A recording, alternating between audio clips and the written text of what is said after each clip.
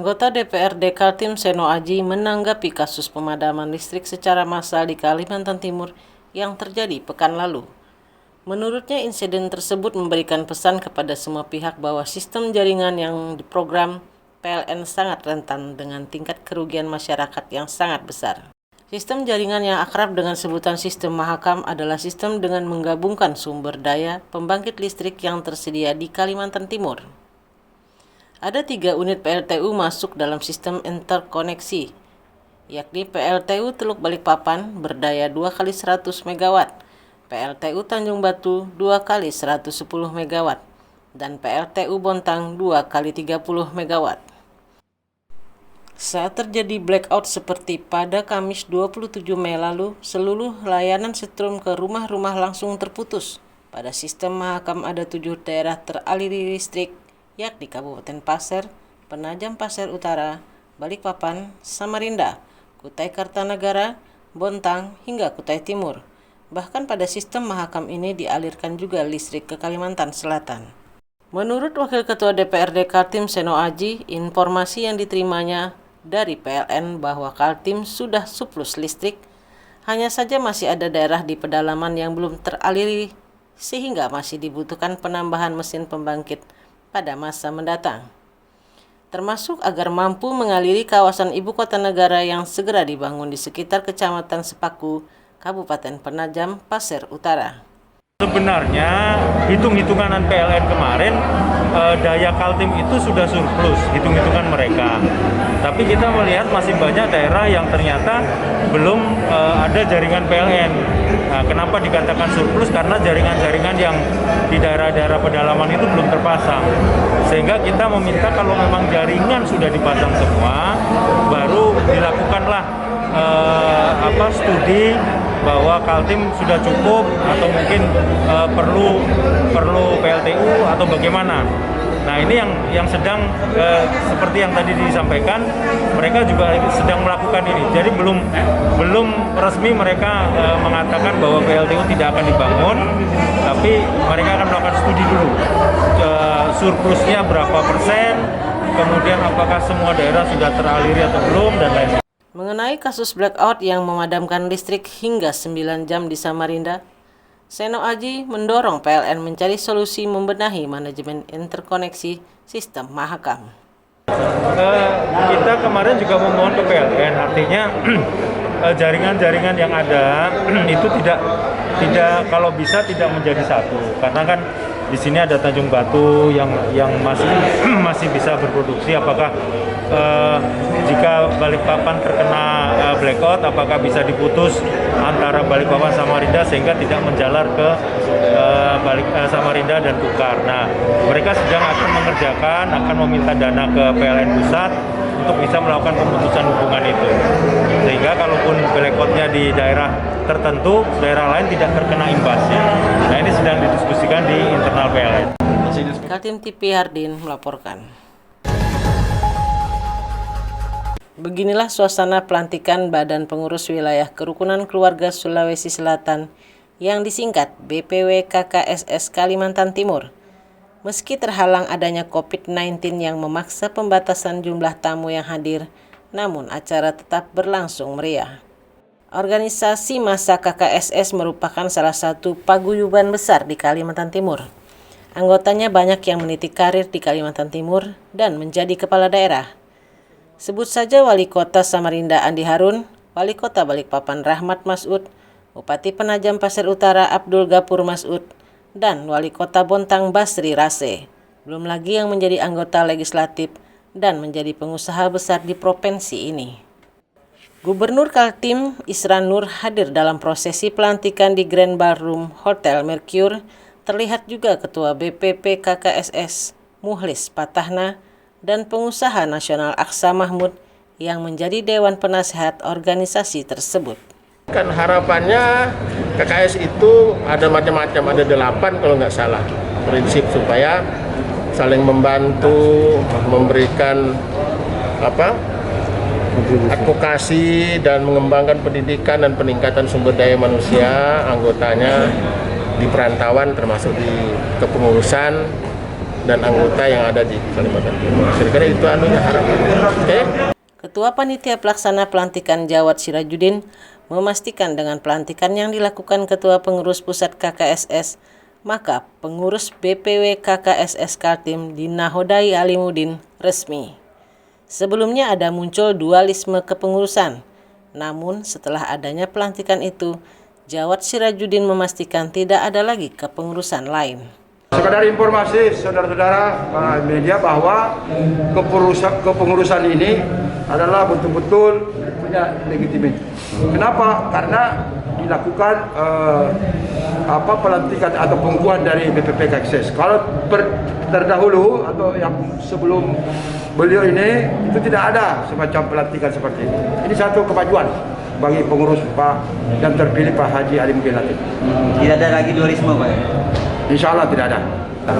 Ya Pak, pastinya begitu. Ya kan, kita ini kan berusaha bagaimana membantu semua lini pemerintah, keamanannya, kesejahteraan masyarakatnya. Jadi kan dari KKSS ini kan banyak, ada politisi, ada akademisi, ada pengusaha, ada pedagang.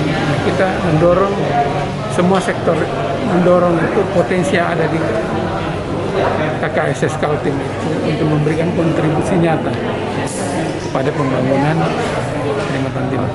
Alimuddin terpilih secara aklamasi dalam Muswil KKSS Kaltim 5 Maret lalu. Namun muncul ketidakpuasan sehingga memunculkan dua kubu yang berseberangan. Tim Kaltim TV Hardin melaporkan.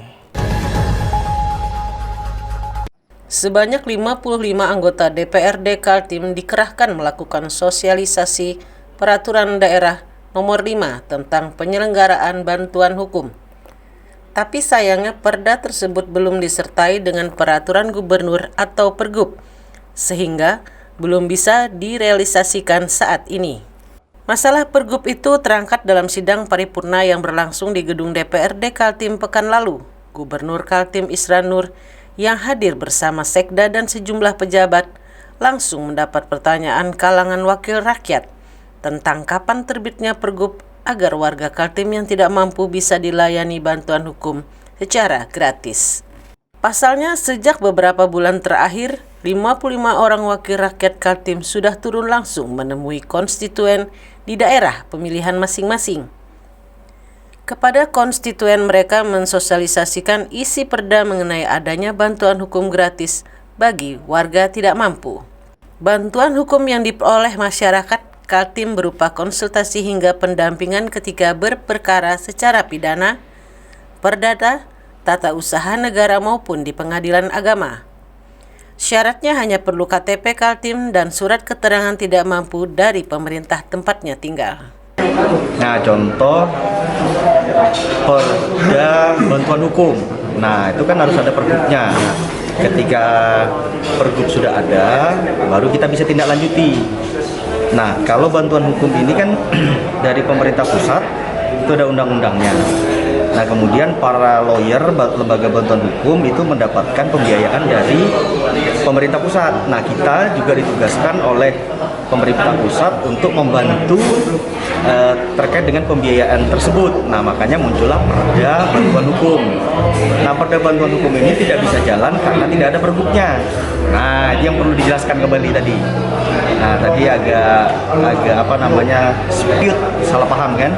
Nah, kemudian Pak Gub tadi menjelaskan terkait dengan kayak perda penggunaan jalan ya kan. Nah, itu ya memang harus kita tindak tegas karena ada perdanya.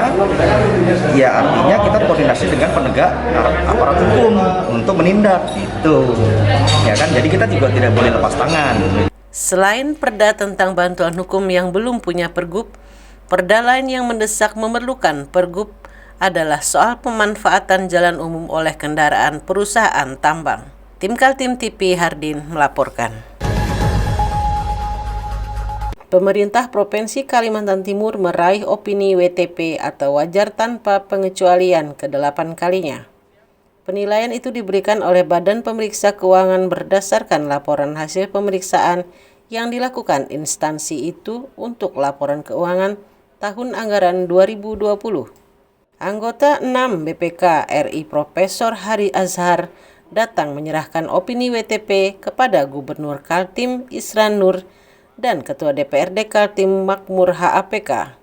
Penyerahan penghargaan berlangsung pada rapat paripurna ke-14 DPRD Kaltim di Gedung D, lantai 6 DPRD Kaltim, Senin 31 Mei lalu. Menurut Profesor Hari Azhar, Kaltim menjadi salah satu provinsi terbaik di Indonesia. Hal itu terlihat dari indikator kemakmuran seperti tingkat kemiskinan, pengangguran, Gini rasio, dan 4 indikator lain. Walaupun kondisi pandemi tingkat kemiskinan dan pengangguran ada kenaikan, tetapi IPM atau Indeks Pembangunan Manusia Kaltim masih di peringkat 3 nasional. Ini WTP yang kita berikan yang ke-8 kalinya. Saya kira ini salah satu pemerintah provinsi yang salah satu yang terbaik di Indonesia, saya lihat. Termasuk indikator kemakmuran yang menjadi concern saya, kemiskinan, pengangguran, Gini rasio, dan IPM itu keempat-empatnya lebih tinggi dari rata-rata nasional, walaupun pandemi ini kemiskinan, pengangguran ada kenaikan. Itu belum sesuai dengan anggaran ya. Anggaran itu memang dari waktu ke waktu terus naik. Harusnya juga indikator kemiskinan, pengangguran, dan Gini rasio juga turun, IPM naik. Tapi IPM-nya di Kalimantan Timur termasuk tertinggi saya kira. Tinggi ya, kita ketiga 76. Jadi saya kira itu menunjukkan kualitas sumber daya manusia di Kalimantan Timur ini cukup tinggi. Lihat dari segi pendidikan, kesehatan, dan daya beli. Jadi sekali. Gubernur Kaltim Isran Nur juga menyambut hangat diperolehnya kembali WTP untuk ke-8 kalinya. Gubernur berterima kasih kepada jajaran Pemprov dan juga DPRD yang telah bersinergi dengan baik. Diakuinya masih ada beberapa catatan yang perlu perbaikan seperti menyangkut aset daerah yang menjadi beban pemerintah walaupun sudah rusak dan tidak terpakai. Oh ya, itu perbaikan yang harus dilaksanakan dalam pengelolaannya aset. Aset ini mulai kuda makan tembaga sampai kuda makan mentega, itu masalahnya berlanjut terus. Ya, tadi memang tadi ada saran dari Pak Sabto dari Golkar bahwa memang aset itu dikelola untuk kepentingan ekonomi dan kepentingan kesejahteraan masyarakat. Ya kita dengarkan. Terkait pensiun yang ingin mengambil alih aset tadi Pak, Pak Sabto tadi Pak, mungkin yang ya itu dia. Jadi kan salah satu yang kita jadi bahan pertimbangan. Kan ada ketentuannya juga kan. Kalau yang misalnya rumah mau dibeli rumah sudah nggak ada nilainya, ya udahlah mereka kan pantas saja lah kira-kira untuk mendapatkan itu sebagai apresiasi. Tim Kaltim TV DPRD Kaltim mengapresiasi pemerintah Provinsi Kaltim dengan diraihnya opini wajar tanpa pengecualian ke-8 kalinya. Namun DPRD mencatat langkah perbaikan harus terus dilakukan, terutama masih besarnya silva atau sisa lebih penggunaan anggaran dan pemanfaatan aset-aset daerah.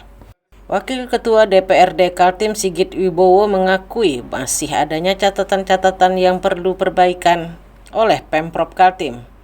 Meski secara akuntabel mendapat predikat WTP atau wajar tanpa pengecualian, yang harus diingat adalah masih besarnya SIPA dan banyaknya aset daerah yang tidak termanfaatkan. Kita mendapatkan WTP. Nah, yang pertama saya mengucap syukur gitu kan atas raihan tersebut. Nah, tetapi tentu saja tidak bisa kita berdiam diri. Tentu saja memperbaiki baik itu program pembangunan kita maupun terkait dengan penggunaan anggarannya begitu ke depannya ya.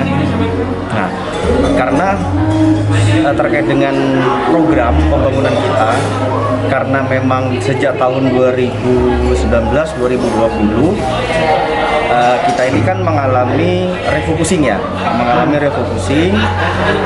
terkait dengan penanganan COVID-19. Nah, tentu saja pemerintah maupun DPRD sudah melakukan secara maksimal koordinasi kemudian melakukan refocusing tersebut. Fakta anggaran refocusing untuk penanganan pandemi COVID-19 yang disetujui DPRD dialokasikan sebesar 500 miliar pada tahun 2020 hanya mampu dibelanjakan sebesar 51,95% atau sebesar 259,7 miliar rupiah. Secara keseluruhan Silpa tahun 2020 sekitar 2,7 triliun rupiah. Nah, kalau Silpa tersebut dari kegiatan-kegiatan yang memang kalau dari hasil lelang kemudian lelangnya dalam jumlah sekian kemudian ada tidak terpakai dananya sekian, nah itu wajar. Tetapi kalau yang tidak berjalan programnya, nah itu kan tidak wajar. Sektor-sektor belanja yang tidak mampu direalisasikan menjadi catatan DPRD agar Pemprov membuat perencanaan lebih realistis, sehingga APBD bisa digunakan untuk sektor lain yang tertunda. Ketidakmampuan membelanjakan anggaran mengakibatkan perputaran uang di masyarakat tidak maksimal, dan dampaknya pada penurunan pertumbuhan ekonomi provinsi ini. Meski mendapatkan catatan dari legislator, tapi anggota 6 BPK RI Profesor Hari Ashar yang hadir secara langsung di gedung DPRD secara belak-belakan memuji Kaltim termasuk provinsi terbaik, karena berdasarkan indeks pembangunan manusia berada di tingkat 3 nasional. Tim Kaltim TV Hardin melaporkan. Kutai Kartanegara mendapat julukan sebagai daerah kaya. Namun faktanya di mata anggota DPRD fraksi PKB Hamdiah, masyarakat yang hidup di 18 kecamatan Kabupaten Kutai Kartanegara belum hidup sejahtera. Politisi perempuan yang duduk di Komisi 2 itu punya harapan sektor pertanian mampu diangkat lebih tinggi untuk memperbaiki kehidupan masyarakat desa di sana. Sektor pertambangan masih mendominasi perolehan anggaran di kabupaten yang sekarang dipimpin Bupati Edi Damansah. Data Badan Pusat Statistik Triwulan 3 tahun 2020 menyebut kontribusi pertambangan pada PDRB atau Produk Domestik Regional Bruto sebesar 38,9%. Kemudian menyusul 3 sektor di bawahnya, industri pengolahan 19,31%, konstruksi 10,11%, serta pertanian kehutanan dan perikanan 9,2%. Di kabupaten 10 kabupaten kota, salah satunya adalah Kutai Kartanegara yang tempatnya luas, mempunyai 18 kecamatan dan 27, berapa ribu. Dan penduduknya sekian banyak, tetapi ternyata banyak juga yang melakukan perkebunan atau pertanian, tetapi kita belum sejahtera. Dengan luas wilayahnya 2,7 juta hektar, Kutai Kartanegara dipersiapkan menjadi salah satu lumbung pangan penyuplai ibu kota negara yang segera pindah dari Jakarta ke Kalimantan Timur. Menurut Hamdiah, momentum itu menjadi kesempatan agar sektor pertanian mendapatkan perhatian lebih besar. Saat ini Kutai Kartanegara menjadi salah satu penopang kebutuhan beras Provinsi Kalimantan Timur. Dari total produksi beras Kaltim sebesar 241,3 ton, sebanyak 148,8 berasal dari Kukar. Hamdiah mengatakan, pertanian juga perlu melakukan pengkayaan jenis tanaman yang perlu dikembangkan. Selain beras yang menjadi kebutuhan pokok, lahan-lahan di Kutai Kartanegara juga dimanfaatkan jenis tanaman lainnya. Politisi dari PKB itu menyebut tanaman porang, jenis umbi-umbian yang dapat diolah menjadi tepung dan bahan baku industri kosmetik berkualitas ekspor. Nah, kami selaku Komisi 2, khususnya saya sendiri, berharap bagaimana kerja pemerintahan kita bergandengan tangan dengan perusahaan-perusahaan yang tambangnya yang bisa dikelola. Contohnya kemarin ada pertanian singkong gajah. Nah, itu juga sudah berhasil, alhamdulillah, walaupun itu masih susah lah pemasarannya. Nah, sekarang ada pertanian atau perkebunan yang tidak kalah menariknya, yaitu porang. Nah, porang ini kalau kita mau lihat perkembangannya tuh yang paling hebat tuh adalah di daerah Jawa, tetapi di Kalimantan Selatan. Anggota DPRD Kukar mengakui sudah melihat langsung penanaman jenis porang di Kalimantan Selatan dan merekomendasikan kepada Pemkab Kukar untuk mengembangkannya. Tim Kaltim TV Hardin melaporkan. Seorang tukang parkir yang biasa beroperasi di depan sebuah kafe kawasan eks Bandara Temindung Jalan Serindit Samarinda ditangkap petugas Badan Narkotika Nasional Kota Samarinda. Pria berusia 38 tahun bernama Andi Tono itu ditangkap dengan barang bukti 49,8 gram narkoba jenis sabu. Petugas dari BNN Kota Samarinda sudah melakukan pengintaian terhadap Andi Tono. Di antara petugas bahkan mengenakan jaket seragam ojek online agar tidak dicurigai oleh tersangka. Sampai tiba waktunya setelah mendapatkan kepastian adanya kegiatan transaksi dan barang buktinya, petugas langsung bergerak menangkap. Saat ditangkap, tersangka awalnya berusaha mengelak, namun petugas berhasil menemukan barang bukti narkoba jenis sabu-sabu yang disimpan dalam bungkusan rokok. Tersangka Andi Tondo mengaku hanya dititip barang terlarang itu oleh seseorang. Pelaku pengedar akhirnya tidak dapat mengelak lagi saat digelandang petugas. Selamat malam, salam sejahtera bagi kita sekalian.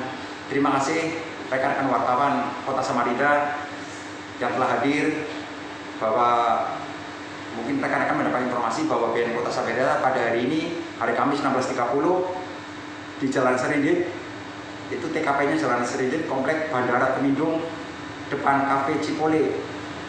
Kota Samarinda, BNN Kota Samarinda membenarkan bahwa telah dilakukan penangkapan. Saya selaku Kasih Pemberantasan mewakili BNN Kota Samarinda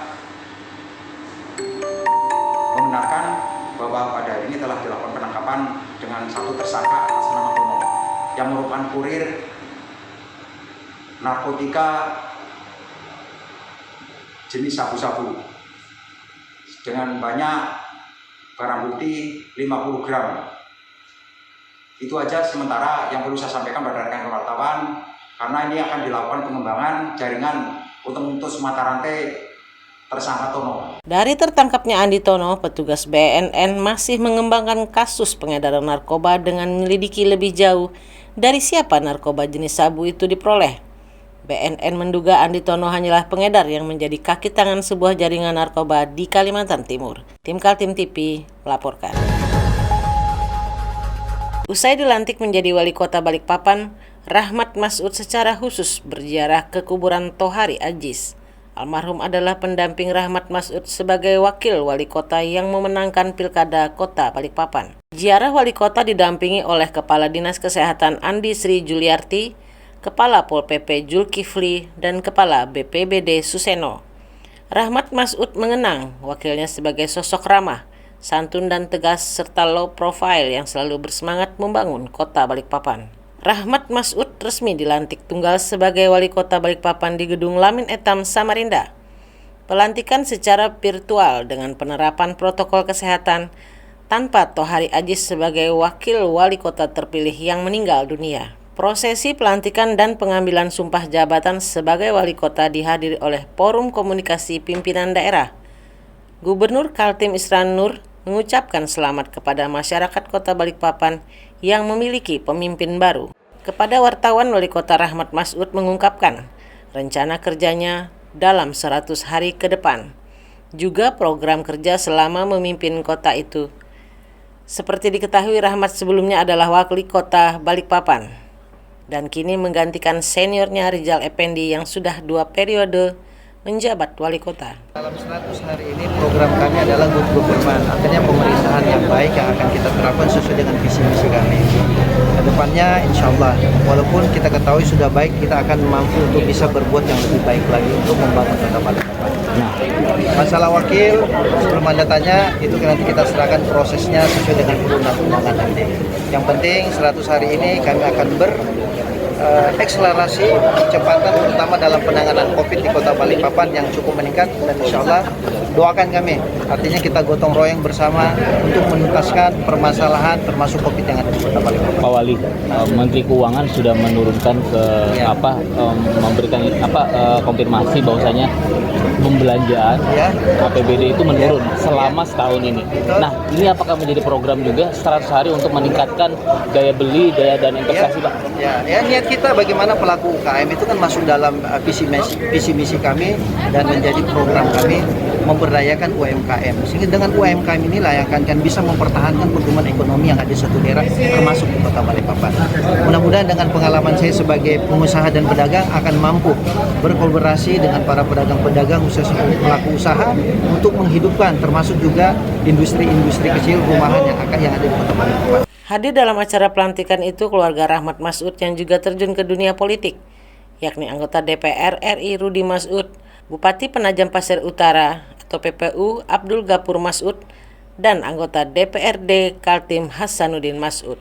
Tim Kaltim TV Hardin melaporkan.